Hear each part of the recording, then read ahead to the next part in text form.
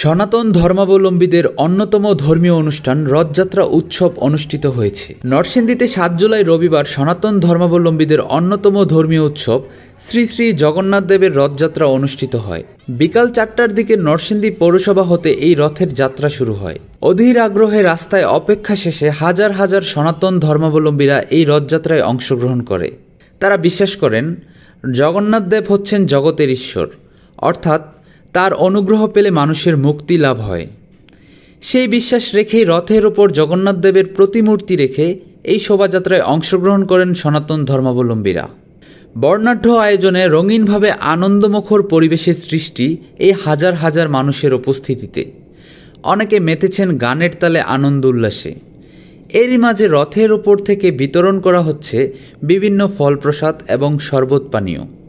রথযাত্রা উপলক্ষে নরসিংদী প্রশাসনের সহযোগিতায় অত্যন্ত সুশৃঙ্খলভাবে অনুষ্ঠান চলমান ছিল।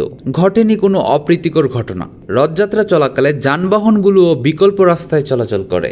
দীর্ঘ আয়োজন শেষে আগামী 15ই জুলাই উল্টো রথের শোভাযাত্রার মাধ্যমে এই অনুষ্ঠানের সমাপ্তি ঘটবে।